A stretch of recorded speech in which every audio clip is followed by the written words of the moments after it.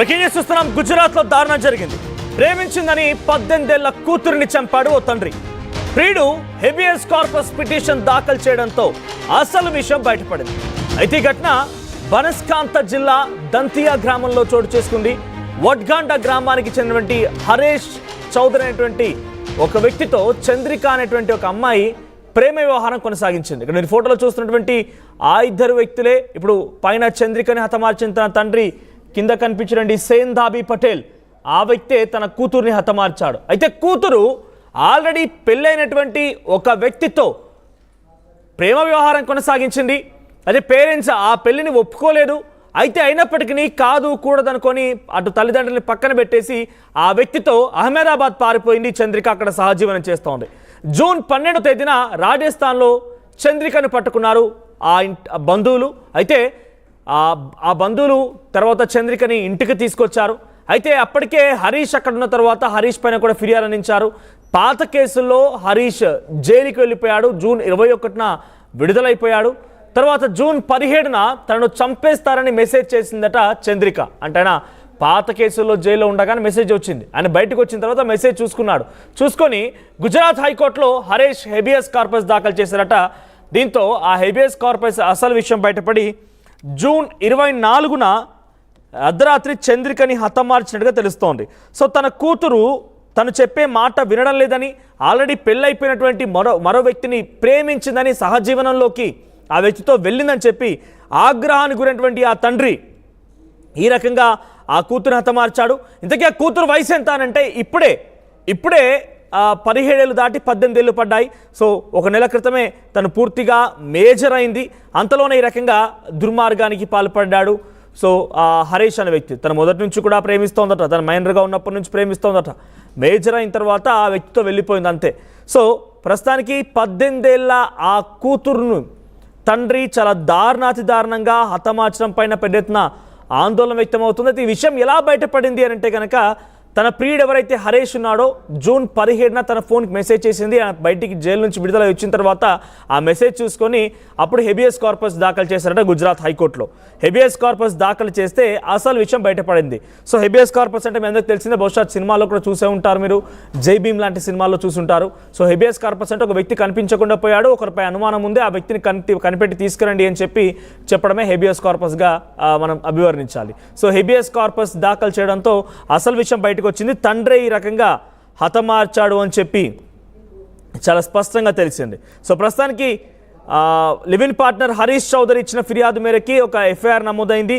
అటు ఫాదర్ సెందాబీ పటేల్ అంటే ఆ అమ్మాయి తండ్రి సెందాబీ పటేల్ని, ఆ అమ్మాయి మామ శివరంబీ పటేల్ని అరెస్ట్ చేశారు పోలీసులు.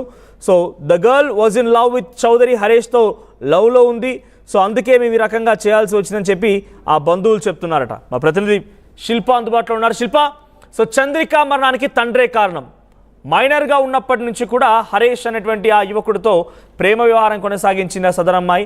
ఇది చాలదన్నట్టుగా సహజీవనానికి కూడా వెళ్ళిపోయింది. ఇవన్నీ తట్టుకోలేక తండ్రి హతమార్చాడు. అప్డేట్స్ ఏంటి? సో ప్రస్తుతానికి కోర్టు నుంచి చాలా క్లియర్గా వీరిపై చర్యలు తీసుకోమని ఆదేశాలు వచ్చే అప్డేట్స్ ఏంటి? దానిలో అంటే ఎటువంటి శిక్ష విధించబోతున్నారు? రైట్, గుజరాత్ లోని దాంతియా గ్రామానికి చెందినటువంటి చంద్రిక అనే యువతి పెళ్ళైనటువంటి యువకుడితో సహజీవనం చేస్తుంది. సహజీవనం చేయడం పైన తన తండ్రి, చంద్రిక తండ్రి పలుసార్లు హెచ్చరించిన తను మాత్రం దాన్ని లెక్క చేయకుండా తనతోనే సహజీవనం పాలల్లో నిద్ర మాత్రలు ఇచ్చారు. నిద్ర మాత్రలు ఇచ్చినాక తను స్పృహ కోల్పోయాక తన తండ్రి అదేవిధంగా చంద్రిక మేనమామ ఇద్దరు కూడా గొంతు కోసి తర్వాత వాళ్ళు అంత్యక్రియలు చేశారు. ఈ ప్లాన్ మొత్తం జరుగుతున్నప్పుడు చంద్రికకు అర్థమైంది. తన ఎవరైతే ప్రియుడు ఉన్నాడో ప్రియుడికి మెసేజ్ చేసింది ఇన్స్టాగ్రామ్ ద్వారా. కానీ తను జైల్లో ఉండటం వల్ల ఇది చూడలేకపోయారు. తను వెంటనే జైలు నుండి రిలీజ్ అయ్యాక ఆ మెసేజ్లను చూసి వెంటనే ఇటు హెబియస్ కార్పస్ పిటిషన్ అటు గుజరాత్ హైకోర్టులో పిటిషన్ దాఖలు చేశారు. దాఖలు చేయడంతో ఈ బండారా మొత్తం కూడా బయటపడింది. వాళ్ళందరూ కూడా మా అమ్మాయి ఒకవైపు హైడోస్ ఏదైతే తనకు నిద్ర కావచ్చు, తను కొన్ని డిప్రెషన్లో ఉండడం వల్ల నిద్ర మాత్రలు తీసుకుని దానివల్ల చనిపోయిందంటూ అటు కుటుంబ సభ్యులకు అందరికి కూడా చెప్పారు.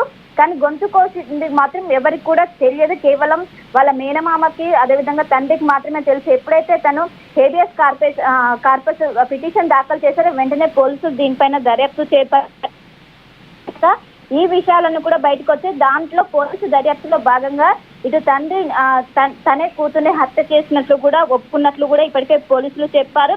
అదేవిధంగా ప్రధాన నిందితులుగా ఉన్నటువంటి వాళ్ళ మేనమామను కూడా అదుపులోకి తీసుకొని ప్రస్తుతం విచారిస్తున్నారు. ఇంకెవరైనా సహకారం ఉంది, ఇటు కుటుంబ సభ్యుల నుంచే కాకుండా వేరే వాళ్ళ నుంచి కూడా సహకారం ఉందంటూ కూడా ప్రస్తుతం పోలీసులు అయితే ఇన్వెస్టిగేషన్ చేస్తున్నారు. ఇంకోవైపు ఏదైతే మర్డర్ కింద ప్రస్తుతం అయితే కేసు నమోదు చేసి వాళ్లకు ప్రస్తుతం అయితే జైల్లో ఉన్నారు. ఇంకోవైపు ఒకవైపు తన ప్రియుడు కారణంగానే ఈ మొత్తం కూడా బయటపడింది.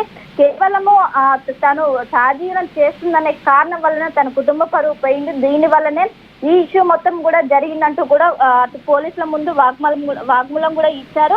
మొత్తం మీద కేవలం ఏదైతే పిటిషన్ వల్లనే, ఏదైతే గుజరాత్ హైకోర్టులో వేసినటువంటి పిటిషన్ వల్ల ఈ బండారం మొత్తం కూడా బయటపడింది. దీంతో ఇప్పటికే పోలీసులు అటు కుటుంబ సభ్యులను విచారిస్తున్నారు. ఇంకోవైపు తన ప్రియుడికి సంబంధించినటువంటి కుటుంబ సభ్యులను కూడా విచారిస్తూ ప్రస్తుతం అయితే దర్యాప్తు అయితే చేస్తున్నారు.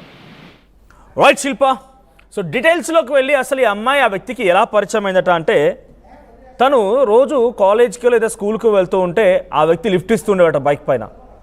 ఒక్కసారి లిఫ్ట్ అడిగిందంట. ఆ లిఫ్ట్ ఇచ్చేటువంటి క్రమంలో తను పలన్పూర్ నుంచి తరాడ్ టౌన్ వైపుగా వెళ్తున్నటువంటి ఆ క్రమంలోనే ఆ సమయంలో ఇద్దరి మధ్య పరిచయం ఏర్పడిందట. ఆ పరిచయం కాస్త రోజు రోజుకి ప్రేమగా మారిపోయిందట. ఇక్కడ ఇంట్రెస్టింగ్గా ఆ తల్లిదండ్రులు కానివ్వండి, పోలీసులు ఏం చెప్తున్నారంటే, ఈ మూడో వ్యక్తి ఎవరైతే ఇక్కడ కనిపిస్తున్న ఫోటోలో కనిపించే వ్యక్తి హరేష్ చౌదరి. ఈ హరేష్ అనే వ్యక్తి తనకు పెళ్ళై ఆల్రెడీ ఒక బాబు ఉన్నాడన్న విషయాన్ని ఆ చంద్రిక దగ్గర నుంచి దాచిపెట్టాడట. అందుకే ఇద్దరు కలిసి మే మాసంలోనే లేచిపోయారట. అహ్మదాబాద్కు వచ్చారు. ముందుగా అక్కడి నుంచి మధ్యప్రదేశ్ వెళ్ళిపోయారు. ఆ తర్వాత రాజస్థాన్ వెళ్ళిపోయారు. లివ్ ఇన్ రిలేషన్షిప్ సంబంధించి ఒక అగ్రిమెంట్ కూడా వచ్చారట. ఇద్దరు కలిసి ఇద్దరం కలిసే ఉంటాం, సహజీవనం చేస్తాం, కొన్ని రోజుల తర్వాత పెళ్లి చేసుకుంటాం అన్న రకంగా మాట్లాడుకున్నారట. అయితే ఈ విషయం తన కూతురుకు తెలియదు. కావాలనే హరేషే మోసగించాడు. అయినా వాడి మాయలో పడిపోయిన కూతురు ఇంతలా వ్యవహరిస్తుంది కాబట్టి నేను హతమార్చాడన్నట్టుగా ఆ తండ్రి ఒప్పుకున్నట్టు తెలుస్తుంది. అది 25వ తేదీన తీర్పు రావాల్సి ఉంది హెబియస్ కార్పస్ పైన. అంతకంటే ముందే 24వ తేదీన అర్ధరాత్రి చంద్రికను చంపేశారట. సో హెబియస్ కార్పస్ తీర్పు రాబోతోంది. ఏముంటుంది, ఎలా ఉంటుంది, దానికి సంబంధించి అంతా ఎటువంటి రెస్పాన్స్ వస్తుందో చూడాల్సిన సిచ్యువేషన్లోనే ఒక్కసారిగా తన కూతుర్ని హతమార్చి ఒక్కసారిగా ఆందోళన గురి చేసే విధంగా సంఘటనకు దారితీశారు ఆ తండ్రితో పాటుగా అటు మామ కూడా ఉన్నాడు.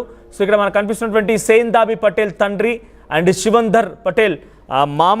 సో ముందుగా చంద్రికని రాజస్థాన్లో అదుపులోకి తీసుకున్నారు. సో పాత కేసుల్లో భాగంగా అటు హరేష్ జైలుకు వెళ్ళాడు.